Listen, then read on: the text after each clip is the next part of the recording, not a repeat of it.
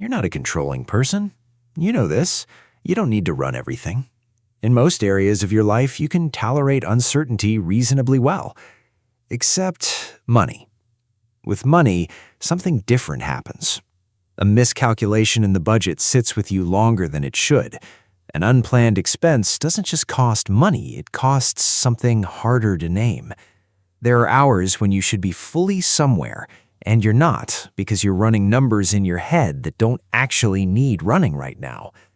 You've probably told yourself this is just how you're built, that some people are careful with money and some aren't.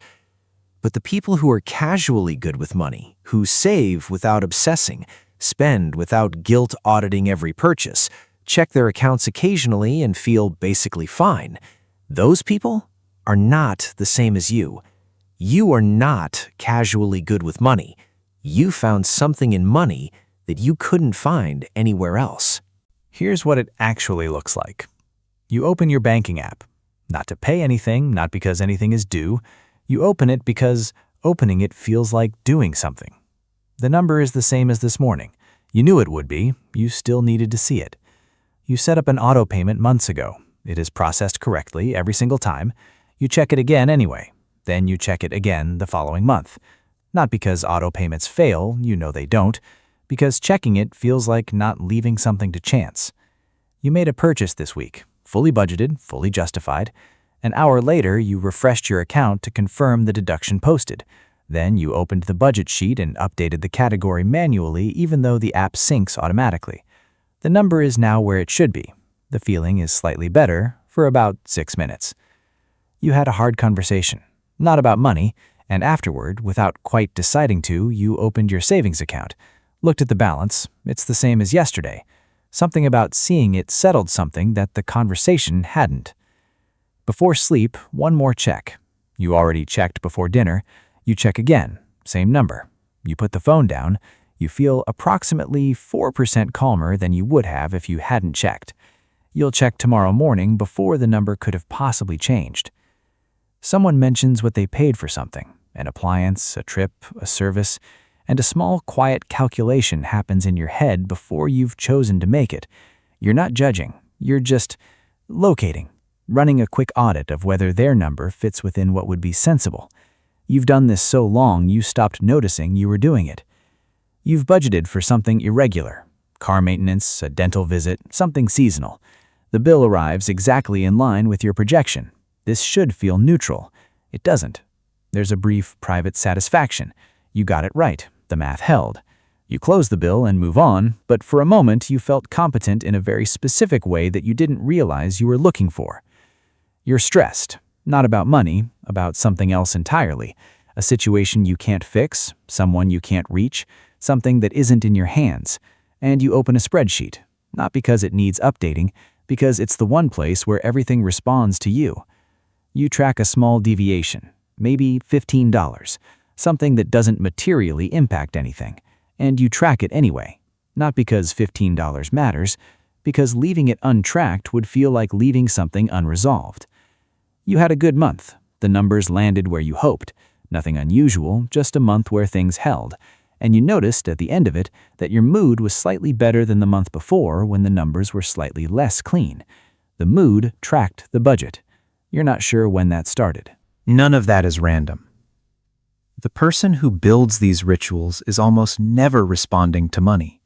They're responding to something that was present before the money patterns ever formed, a context where the world felt unreliable in ways they couldn't act on, and money, when they found it as something manageable, became the available substitute, the domain where they could finally make something predictable. A balanced budget is balanced. A paid bill is paid. A savings balance either went up or it didn't. In a world where a lot of other things were ambiguous, that clarity had real value. The problem isn't that you learned this. The problem is that the adaptation outlasted the context.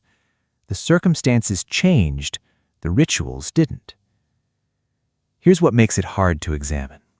The behavior looks like a virtue. Being careful with money is good. The spreadsheet gets praised. The discipline gets held up as something others should replicate. And meanwhile, you're the one who can't fully enjoy the vacation you planned and saved for and fully deserve. There are a few common starting points. Some people grew up in homes where money was genuinely unstable. Not necessarily severe, sometimes just unpredictable. Months that were fine, followed by months that suddenly weren't. Financial conversations that stopped when you walked in the room. The feeling, not always spoken, that security was fragile. You couldn't stabilize the household when you were 10, but eventually you could stabilize your own. And the watchfulness that had nowhere to go finally had somewhere to go. Some people had something destabilize their adult life. A relationship that fell apart, a job that ended badly, a period where several things that felt solid turned out not to be. And in the middle of that, money became the one thing they could actually act on. That period ended. The grip stayed. The internal system still hasn't received the update that the emergency is over. And some people simply became the responsible one. In a family, in a relationship, in a social group, the person who handled things. The financial carefulness became part of that role, part of how you proved you were trustworthy, part of what distinguished you from the people around you who weren't keeping track. The identity became responsibility, and identity is very hard to put down, because putting it down feels like losing the thing that makes you legible to other people and to yourself. The real cost isn't financial. That's what makes it hard to see. The person on the other side of your financial carefulness experiences something different from what you're doing internally. You are managing something real, but what they experience is an environment where money is always slightly charged, where a reasonable purchase comes with a question that doesn't need to be asked, where spending has implicit weight that nobody formally agreed to give it. They don't always name it, but they learn things. They learn that certain conversations are easier to avoid. They learn that the vacation will be researched and planned and attended, and that you'll be present for most of it and somewhere else for parts of it, running a quiet background tab the whole time. They learn that if they mention wanting something, the first response will be financial, and the emotional response will come later, if at all. They learn to preemptively justify things to you that don't need justification, and at some point the dynamic stops being about money and starts being about permission. Neither of you named it that. It happened anyway. There's also a specific kind of loneliness in being the one who tracks everything. The vigilance doesn't invite partnership, it invites compliance or quiet avoidance, and neither of those is the same as someone being genuinely alongside you in it. The household normalizes around your baseline without anyone deciding that should happen. The financial carefulness becomes the ambient temperature, how money gets discussed or doesn't. Children absorb it, partners adjust to it.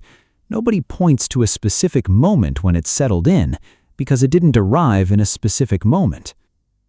You built a system that keeps the finances stable and keeps the intimacy at a slight remove. At some point, the financial carefulness stopped being something you do and became something you are. It's in your reputation. People come to you with questions about money. Your discipline gets referenced as a model. You've built a version of yourself around it, not consciously, but functionally. Which creates a specific problem. If the behavior is identity, then examining the behavior feels like threatening the self. Suggesting the carefulness might be excessive feels like suggesting you are excessive, and that closes the inquiry before it opens. Every time someone implies you might be too focused on the numbers, too rigid, too careful, there's a mild defensiveness. Not necessarily because they're wrong, but because being wrong about this costs something that isn't just about money. The financial discipline is also a competence identity. The person who is careful with money is the person who doesn't make the mistakes others make. Letting it go, even slightly, even where the math clearly allows it, feels like becoming a different kind of person. And you don't yet know who that is. What you haven't tested is whether the stability you've built actually requires this level of grip to hold. It almost certainly doesn't, but you haven't let go enough to find that out. Statements, not questions. You feel calmer after checking your accounts than before. The calm doesn't last very long. You already know what you do next. You manage the money in your household because it's easier that way. You haven't examined whether easier is doing all the work in that sentence. Your partner has learned which financial conversations are worth having. Some of those decisions were shaped by what happens when they bring something up. When someone close to you is genuinely relaxed about money, not reckless, just relaxed, something about it bothers you.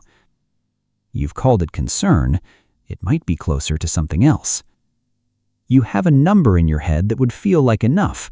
You've had several of those numbers before. They moved. The last time you made a large purchase, necessary or chosen, you refreshed your account afterward to confirm it posted. Then you felt approximately 6% better for a while.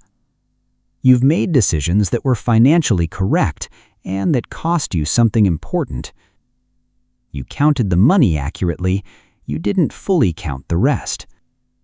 When you imagine someone describing your financial behavior to a stranger, the description sounds like a virtue. You've noticed you use that to stop the examination early. You know the money is fine.